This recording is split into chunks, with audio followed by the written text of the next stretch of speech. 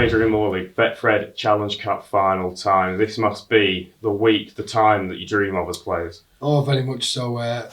Growing up, when it was first past the post for the Championship, the Challenge Cup Final was the biggest Rugby League part of the calendar. It was the biggest, the showcase event, and I was fortunate enough in my career to play in a number of finals. So very, very excited. Challenge Cup Final week, and we've not had fans there at Wembley for last year. When Salford and Leeds contested it, we didn't have any fans. So the fact that fans are there is great, but just the fact that the Challenge Cup Final is being played is very, very exciting. Just talk me through some of your Challenge Cup Final memories, because there was a time about 10 years ago where it felt like you lifting that trophy was almost an annual event. Yeah, well, that was with my time at Warrington, and it coincided with me being captain there. So we won it three years out of 4 years, so 2009, 2010 and 2012, which was absolutely incredible experience. But I'll flick back 10 years before that in 99 with Leeds. We won the Challenge Cup Final. It was the last ever final at Wembley before they demolished it and created this fantastic new stadium. So it was great to enjoy both the old Wembley and the new Wembley. In fact, there's only two players who've got that feat. Lewis. I was going to ask you this. Who's the other one? Well, Kieran Cunningham is the other one. Done. So I did play a final up at Murrayfield when Wembley was being redeveloped, but we didn't win that one, so I don't tend to talk about that one too much. But yeah, some great memories of the Challenge Cup. We're going to hear a lot, I'm sure, and it's one of those cliches, isn't it, about treating it as just another game, but it isn't, is it? From the first day of the week all the way through to the final, it's very, very different. Yeah, very different. It's the build-up in the press, it's on national TV, you're staying out of town in London, these nice hotels, so it's very, very hard to stay focused and say it's just a normal game, because it isn't. All your family and friends are there in the crowd, and it's hard not to focus on them as well. So, the great coaches and the great players will say, just treat it as any other game, but it takes an extra special guy to do that. So it is different, but it's very enjoyable as well as nerve-wracking, and just the whole experience from start to finish. Once you win the semi-final, you've got a few weeks build up there, and then it's on the back of your mind, and the actual week leading up to it, and all the experience of going down and hopefully winning, coming home is absolutely incredible. And then memories do stay with you for life, and it's going back to your hometown or city, and there's the celebrations, the lap of honour and the open top bus and all that kind of thing. So it is an amazing experience. So I'm quite envious of the Castleford and the St Helens teams at the moment. How important are the first 10, 20 minutes of these games? Because if I go back to 2009 against Huddersfield, I think it was Earl Crabtree, you put a big shot on early on in the game, and that really set the tone. Yeah, I think it's important for any game, not just any final or big games, where you need to start well, and thankfully we did. And it was funny winning that game. It sort of lifted the shackles off Warrington as a club.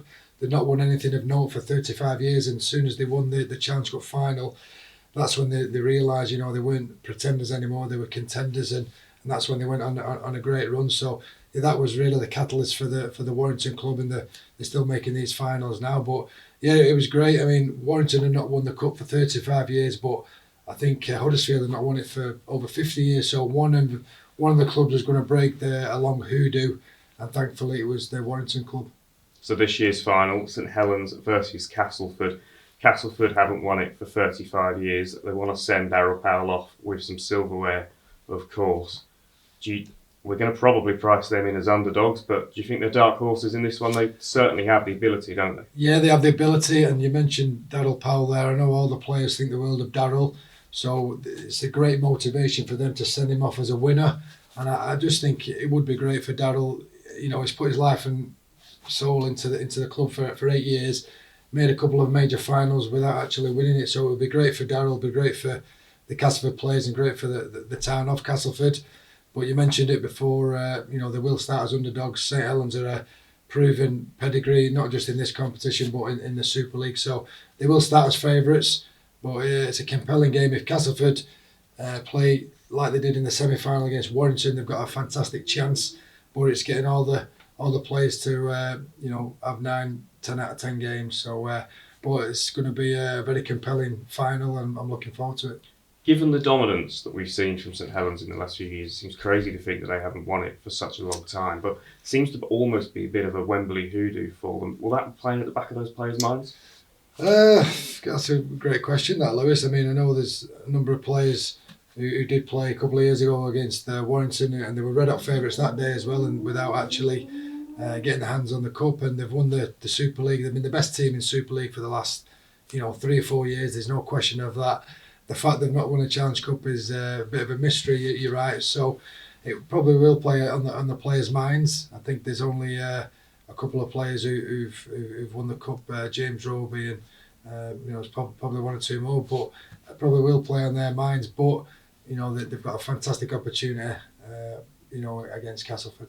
You mentioned James Roby. How important is the battle in the middle? Because those 2 hookers, James Roby and Paul McShane, if either side can get one of those on the front foot, that could be the key, couldn't it? Yeah, I think the 2 standout hookers in Super League. McShane's the reigning man of steel, and Roby's won it at least once, maybe a couple of times, but it's so consistent. So if any team's going to have a chance of winning down at Wembley, you need them 2 boys to really fire, and they've been great all year, to be fair. So it will be won and lost down the middle. So I think whoever, whichever hooker gets on top, we could have a massive bearing on the eventual winners. And 45,000 people are going to be there, the biggest crowd at a Rugby League game for coming up 2 years now. I mean, what a special occasion it could be for so many reasons, but how good will it be to have a real electric atmosphere inside that stadium? Absolutely fantastic. I'm really, really excited, for the crowds. It'd be great to have a few more in, but the powers that be said it's only 45,000. So, but 45,000 is better than probably 50 or 60 watched it last year. The size of Wembley, it was a travesty that you couldn't have fans in to watch the last year's final. So great we've got that many spectators in, and let's hope the 2 teams can throw up a fantastic bit of Rugby League history, and I'm sure they will. Last question, Moz, it's the all-important one. Who's going to be lifting that trophy? Tough question. I think, I've mentioned all the reasons before that, the reasons Castleford could and should do it for Daryl Powell, and it would be a fairy tale for them guys. So I'm going to go with the underdogs. I'm going to go with Castleford. I think it's been 35 years since they've tasted success, and I think they've got the team to do it.